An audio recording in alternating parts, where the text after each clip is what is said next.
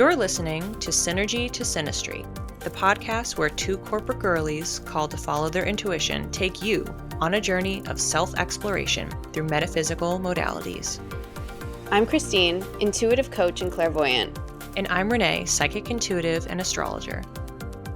We're excited that you're here and honored to be your spiritual guides.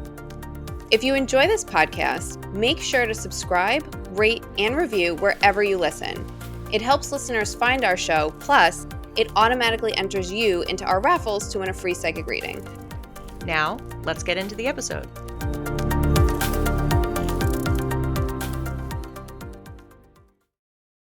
Welcome to this bonus episode of Synergy to Synastry. We're going to take you behind the scenes of recording this podcast, where you'll hear nothing but tangents. If you're looking for free-flowing conversation that's light on content, then these episodes are for you. We gab about metaphysical modalities, current events, TV shows we're watching, and even bring on special guests. Settle in. Because we're coming at you live from the void.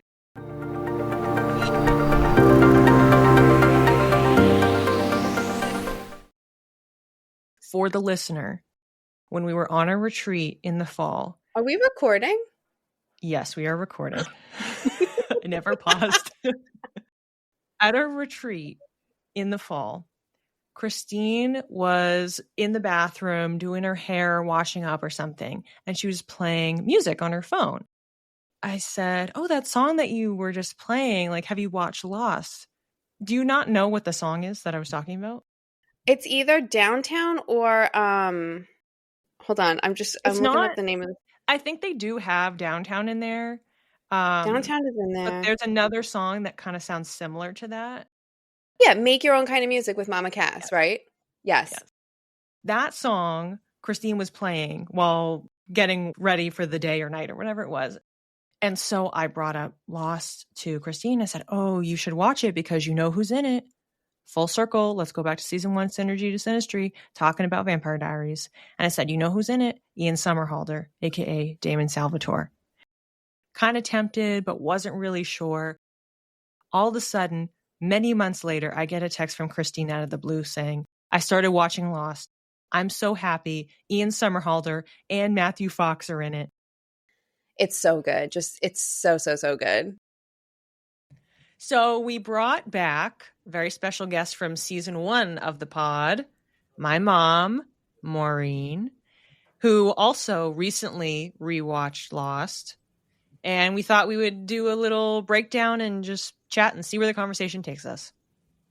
Hi, everybody. I'm back. We missed you. I know.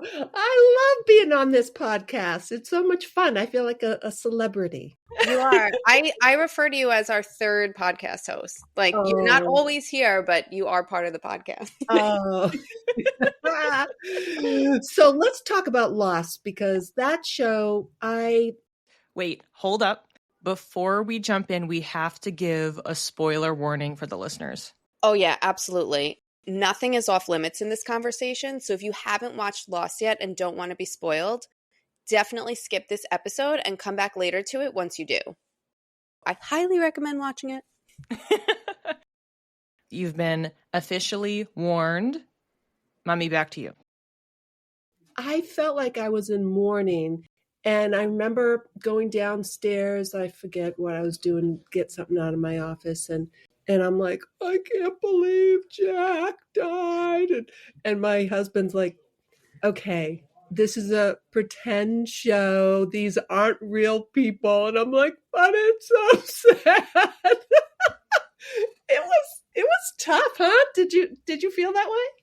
I don't know if this is weird. And I think it's because of like how I think about death, but I was like so excited for them to like have created a space for them all to meet each other when they passed, to like move on to the next thing. So Sure. I think I was more sad that like I wasn't going on with them. Like I still wanted to hang out with them. I think I texted Renee too within the first episode. Yeah. What's his name? The leg. John Locke. John Locke, who I have so many opinions on. But as soon as he was able to move his leg, I was like, "Renee, I don't think they're actually alive." So I thought they were they weren't alive for the entire series until. Which was a theory. That's a very common theory. It's right. like, oh, well, they just died immediately and everything we've watched in the show is made up. Or there was another theory that Hurley actually imagined the entire thing because he was in a fantasy where he was like depressed and by himself. So he imagined making a bunch of friends, which I think is very dark. Very dark. So people were nervous as the show was reaching its conclusion to see where are they going to land. Are they going to reveal that they're all dead this entire time? Because people didn't want that to be the case because people were guessing that from the first episode. Yeah. You know what kind of spoiled the whole rewatching for me, and I kept trying to push it out of my head, is that my husband said he heard that they were writing as they go. Yes. And so they didn't really know how it was going to end. And they started to build episodes based off of some of the characters who were just getting a lot of buzz, like, Kate and Sawyer, that whole thing. I did hear that at the time. They had a general idea for where they loosely wanted the show to go, but they were very fluid as they were writing it to take it on different turns and kind of respond to the audience in a way. We have a lot more of that now. Like, think about all the shows on streaming, because that's where a significant portion of TV is now. The whole season comes out and people can binge it. They'll know what people's responses are, and then they could use all of that to inform writing the next season because they haven't even started on it yet. So there is a little bit of call and response that we have now with writing. It's not that it didn't exist before, but it's a little bit different because it was more traditional at that point in time to only have episodes come out once a week. It is a show that you have to binge watch. I started watching it when it was live on TV. And then Renee would come in and she'd be like, oh, what are you watching? And, then she started to get interested and all. And I have to say, once they went forward in time, I thought, okay, I'm not sure. Are they dead? Renee also was very good at explaining, okay, well, I think this is what's happening, because it just started to take twists and turns. But watching it the second time, I did not feel that way at all. Who was calling you? Put them on the podcast. Oh, my God. Hold the phone up to the speaker. Hold a second. Okay. Okay, thanks. Bye-bye. Long story, but this happens. Most of the time, my phone rings and I never pick it up because I'll look at the caller ID and I know it's spam. But I know it wasn't. Sorry about that. No, it's okay. So we were talking about, to watch it, you should binge watch it. I will say, I was confused the entire time I watched the show, but I was also just like so addicted to like what came next. And you were watching it alone, which I think is challenging. And we've never experienced that because when I first watched it, I was always watching it with my mom. I totally forgot about this, but Leanne was saying that during the pandemic at the beginning of it, she and I rewatched Lost. And I was like, we did? And then when my mom was rewatching it, she was watching it with Paul. Well, I technically wasn't alone because I had all of my TV boyfriends. And I think this is a really great time to bring up how much I miss Matthew Fox. And I think Party of Five. Yes. Yeah. And I was definitely, I don't know if I was too young to be watching Party of Five when I was watching it. Matthew Fox, if he's listening. I thought his acting was superb. Just his facial expressions, his ability to just really look terrorized at times, I thought he was excellent. I really did. John Locke was pretty good too, if you think about his character. And he wasn't my favorite character to watch, but he did. I was very uncomfortable watching him, which I think was the point of his character. So success. I was not a John Locke fan until like maybe the last 3 episodes. Yeah. And what about Ben Linus? Oh my God, that guy. You can't like him at all. He's a weasel. He was horrible at first. But at the end you're okay with him. Yeah. I mean, at the very, very end when he's like, I think I have more work to do, and he's finally self-aware. But he's a little weasel. He did some pretty bad things. But anyway, so your favorite character was? I was shipping Kate and Sawyer so hard. I do not like Juliet and Sawyer. It makes no sense whatsoever. Yeah. And I get that like Kate was away for a while, but I really think the story arc should have been that Sawyer grew so much with Juliet that after she passed, him and Kate rekindled. If I wasn't married, I'd marry him. I love that. Well, so I have a top 5 of like celebrities, you know, they're my boyfriends. Yeah. But cool. I've also added Matthew Do they Fox. know? Do they each know you have multiple boyfriends? They don't. And I think all of them are in very happy marriages. But I have added Matthew Fox, Josh Holloway, and Daniel Day Kim onto that list. Yep. We have to talk about Jin. Yes. Yeah. I cried over him multiple times during the series. Like every time I thought we lost him, devastated. Yeah, I had a tough time in the beginning with him because he looked so different to me. Oh.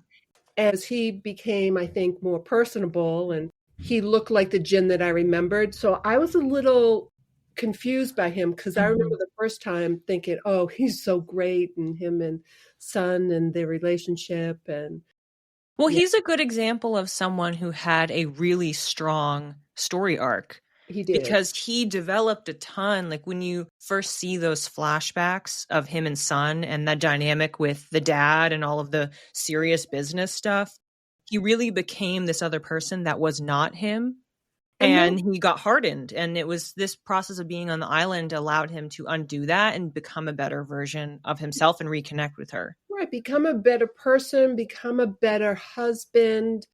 What do you think about the whole baby thing? Because at first, when I was watching it, I thought the children on the island were the key to something. I think it goes with what you were saying before. I think the writers didn't know where they were going to go with it. And they like started something and just like never closed the loop. Yeah. But then, you know, we had a baby, so they had to take care of it. So they're like, all right, Kate, take it. I don't like what they ended up doing with, I'm going to call her Belle, but that's not her character in this show. The baby? No, the baby's mom. Claire. Claire. Claire. Oh my God. Yeah. She's Belle in Once Upon a Time. And like, that's the only way I see her. I don't like what they did with Claire. They turned her into like a feral. And like, that's, I don't think that's who she is. Can we talk about Nikki and Paolo? Because like, that was one episode. And I was like, we're never going to come back to this. That is a topic of discussion in the lore of this program. That Nikki Paolo bottle episode. I remember seeing analyses of this of like, oh, it's like it ranked as like one of the worst episodes of Lost because people were so mad at it.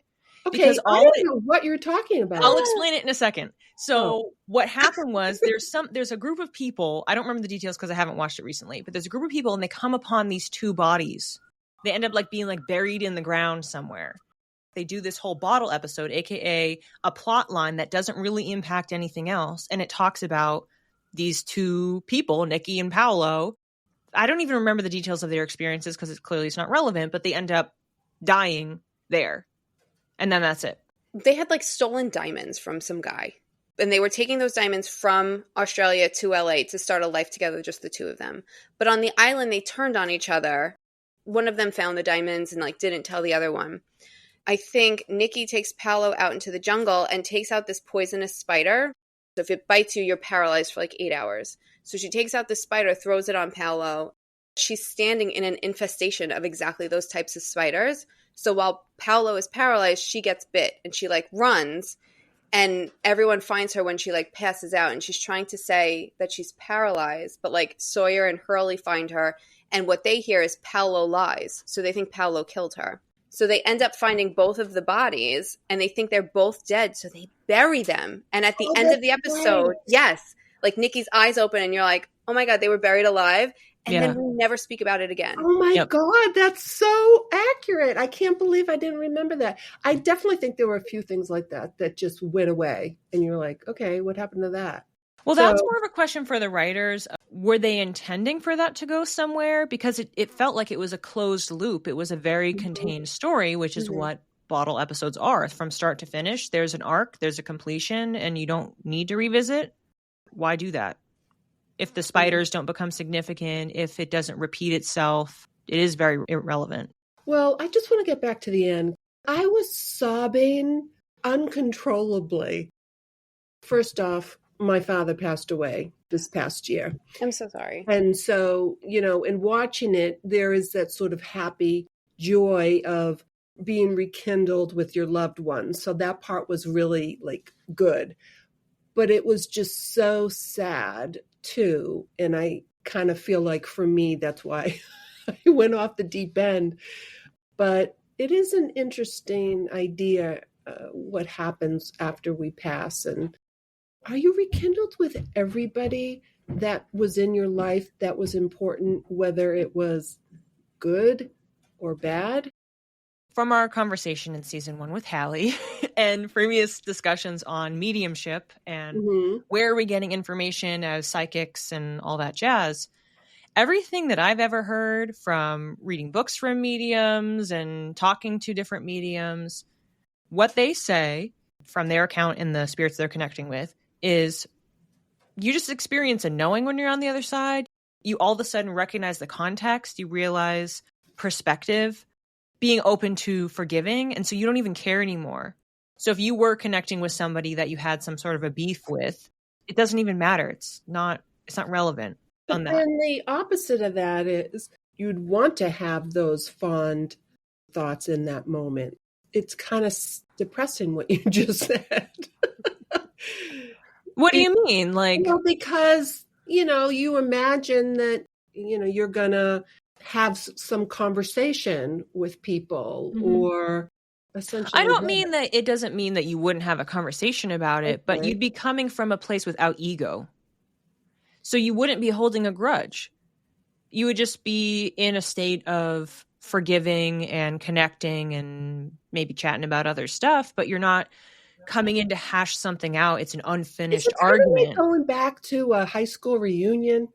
I guess because you're imagining like all of a sudden they're coming to you and they had a totally different perception and perspective. And you're like, oh, it could feel something like that as it leans towards the positive. In high school, people are very petty and there's this group and that group and they didn't allow you in and you feel slighted or whatever.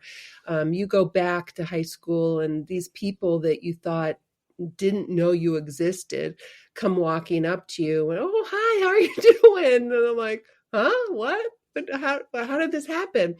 Or that bully, perceived or real, you have a conversation with and they're very apologetic.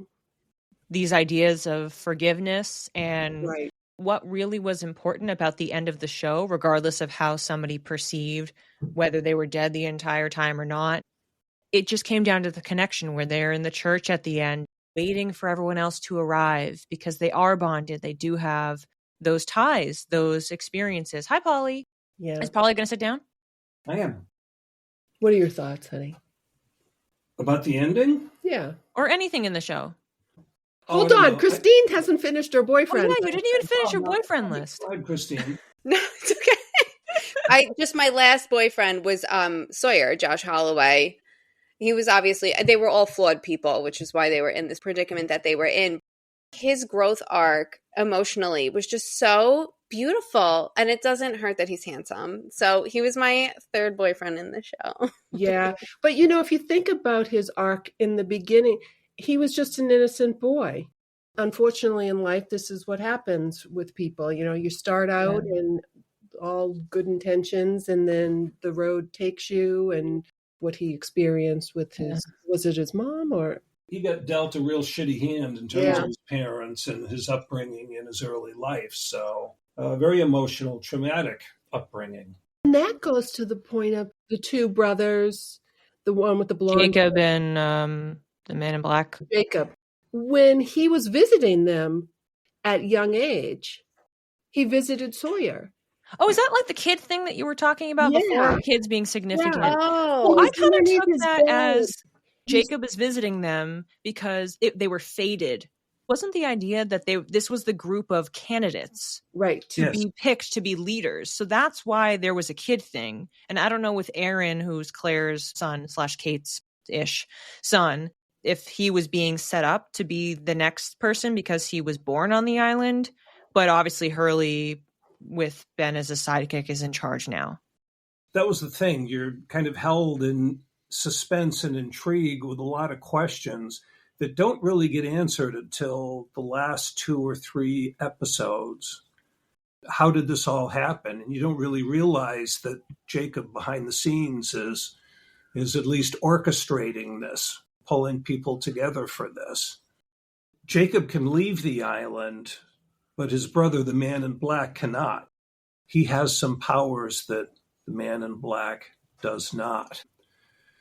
Another thing, like on that same topic, that I thought was really interesting, you really have to watch the series, I think at least a couple of times to really understand some of these connections. When Ben Linus took Locke to go meet Jacob in the cabin, Linus is pretending to talk to Jacob, and he's saying to John Locke, well, can't you see him? You realize later that Ben Linus couldn't see him either. Yeah, he was faking it. He was faking it the whole time. And he explains to Locke that he was embarrassed, following orders from somebody who's really running the island. And the guy didn't even give him the respect or didn't care enough about him to meet with him in person. The second time, and I don't know if you remember who's there. Is it Christian? It's Christian. Yeah. And it's Claire. Yes. And Claire seems almost like a little half crazed, right? She's like smiling and grinning like the Cheshire Cat, like they're in on some little secret. And Locke says, are you Jacob? His answer was, well, I can speak for him. They definitely have a connection beyond just being brothers. Like the power of the island somehow also connects them.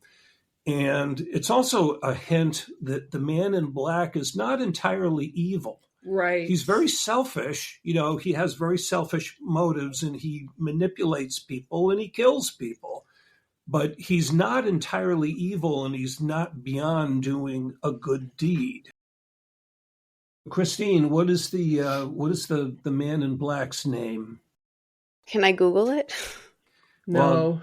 Well, Did his mother not name him? I don't know why that didn't happen. I think it makes sense because it's like he is the shadow of his brother.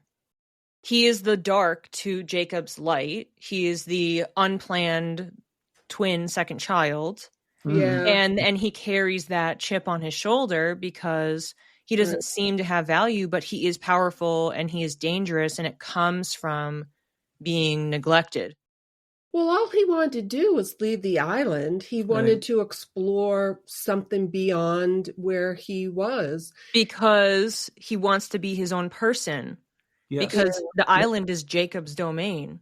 Yeah. So he wants to individualize himself and or individuate himself. And he can't do that when he's always tied to be Jacob's shadow.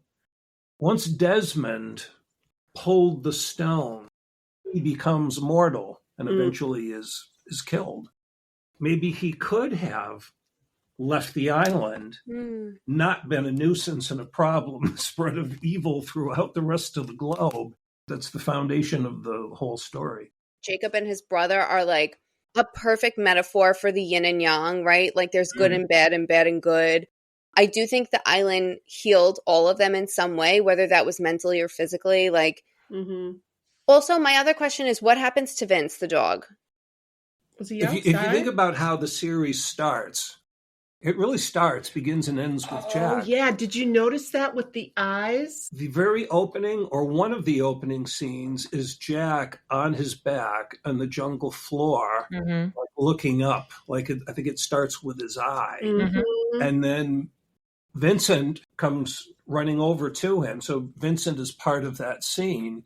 As the plane takes off from the island, he's in the same place on the jungle floor, and there's Vincent who comes over and lays down beside him. Kind of starts and ends at the exact same place before they all get together. That was a really great ending. I do want to make 2 points. One is I forgot to mention Ian Somerhalder is also one of my boyfriends, so I have 4, not 3 in this series. He was torn between 2 lovers, are we? No, 4. She has about 4 or 5 boyfriends. Yeah, totally normal. But I also want to talk about Sun's character development because I really loved her story and how she like found herself and found her voice. That made me so happy for her. I love the scene where I think it was a little cardigan or some little button up. He kind of looked at her like, okay, you're showing too much skin kind of thing. And so she buttoned it up, and then he walked away and she unbuttoned it. And I was like, yes, that said so much about who she was as a person, as if the guy who played her father, and I don't know his name, you wouldn't want to say one cross word to this guy. So you could see that she grew up in a very repressive home. And that was another discussion point, like a motif in the show. If you think about the number of characters that had really horrible dads in particular, the list is long. Yeah, it's true. The characters whose lives were woven together because of their dad's horrible behavior, like Jack and John and Sawyer, like all of their lives were intersecting in some ways because of their dads. It makes me wonder, like, what happened to the writers? Like, who hurt you in a nice way, not in a mean way, but like, who hurt you that, like, this was the theme, one of the themes underlying in Lost. And also Kate had a really shitty dad. That was like her whole story arc that she... Yeah. So then Jin was being set up to continue that cycle. Yes. Like he could have also been a bad dad. And the experience on the island changed that. Yeah. But let's talk about Hurley. Oh my God. Before you do that, before you go there, right? You're talking about Jin and Sun. How sad was it on the submarine? Right? She was trapped underwater and he didn't leave her. That was a powerful scene. Yeah. That's why I'm dating him, because he's such a good person. He's going to stick with you. He will never leave me. Yeah. You both drown together, holding At least hands. you won't be alone. Yeah. It kind of reminded me of I don't know, maybe. It reminded me a little bit of the Titanic. I'm not going to lie. And then I thought about it, like, oh, which one came first? Which story movie came first? Oh, well, Titanic came way first because that was in the 90s. Was it? It was either 91 or 97. 97, just because I remember, like, we were old enough to sit by ourselves in the movie theater. Okay. Yeah, then that makes sense. Wow. So I'm sorry, go ahead, honey, with Hurley. So Hurley, his character was great. Yeah. Mi amor. I love Hurley. Yeah. Funny and nice and sweet and messed up and confused and wins the lottery and has more money than he knows what to do with. That's hilarious. If you think about it from that big perspective, he is a sweet soul and he has this fortune, power, money as power coming to him. And then it happens again at the end of the show. That's a really good point. Then is in control of the island and the power and abilities that it yields. So he has a full circle in being in the same exact position where he was chosen, seemingly at random. Did Jack say to him at the end, like, it was always going to be you, Hurley? I feel like someone said something like that to him. He might have. Well, interesting, though, how it turned out. Ben had a little bit of a repentance, come to Jesus moment. And thank God. Became his knowledgeable number 2. Yeah, that was kind of cute. Last sort of trivia or question for you. Do you know who the Whispers are? I always assumed it was like people who passed away, but is that wrong? Yes, people who passed away on the island. It's like if they died there, their souls were trapped there. Oh my gosh, which scary. That's a good catch. Thank you. I didn't think I was going to get it. I thought it was part of the smoke monster, or like I didn't really know what it was. I also don't like the sound they used for the smoke monster. It sounded very mechanical and like it was weird. I don't know. It was very, very weird. Like a train whistle or something. Yeah, I don't know. I didn't think it fit. Anyway, I do have to jump at once. We have like 3 more minutes. Glad you, really glad to hear that you watched it and you liked it. I don't know anybody who watched it and was like, meh.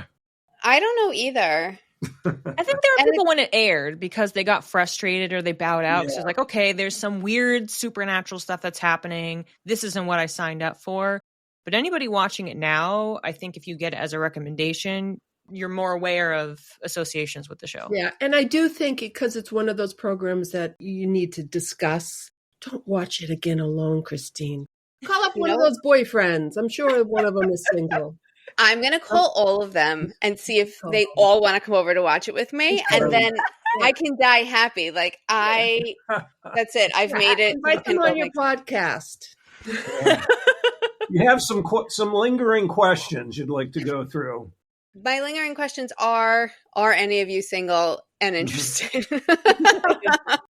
I'm really glad you watched it, though, Christine, because when I heard this, I'm like, oh, this is really great. I mean, we're such fans of the show. I think it's like the best thing ever. And it's just great fun. I think the first time I watched it would have been back around 2012. And then I watched it again in 2014. And then, of course, we just watched it a third time. So for me, it really solidifies some of these things that go, oh, okay, now I get it. And now that you've finished the show, Christine, you can Google as much as you like to see the analysis. Gemini. And Mom would always say, oh, like Paul's looking up, asking Gemini things about Lost. But you can actually look things up now. And then if you feel so called to rewatch the show at some point, then you have the extra context. Because when Mom and I were watching, we were watching as it was airing. I was able to see, and I'd report back to Mom about it. Okay, this is what people are saying online. People would have YouTube analysis videos or different blog posts or things discussing different theories on the show, or Easter eggs. There was always Easter eggs. People would look back at the end of a season, do an analysis. And so I would make note of things and I would tell Mom about it or point stuff out based on things that I knew. So we were able to live a bunch of that out in real time. And now, because we're so many years removed, a couple decades removed from the show starting, it's just there. You can pick from it. And they have a bunch of Lost recap podcasts with analysis. And there's a documentary that came out to celebrate the 20th anniversary. Have you found a way to watch it? I haven't looked, but now I'm going to Google where it's on. It's on Roku as of right now. Prime. Yeah. So maybe I will watch it. Exactly what I need is another fixation hobby, but I am obsessed with this. I'm definitely going to watch it again. It also makes me miss the way TV was done before streaming services, where you have like 24 episodes in a season. I just feel like it lets you like get into more detailed nuance. I'm more attached to the characters. I don't know, but I will definitely be watching this again. Thanks for listening. If you'd like to learn more, the resources we used to prepare for this episode are listed in the show notes. If you're curious to develop your intuition, we've partnered with the Nirvana Be Light program to give our listeners a $500 discount on tuition fees. Email us for more details and we'll connect you with the founder, Deganit Noor. Want to connect with us? You can reach me, Christine, at Channeled by Christine with 1 L on Instagram.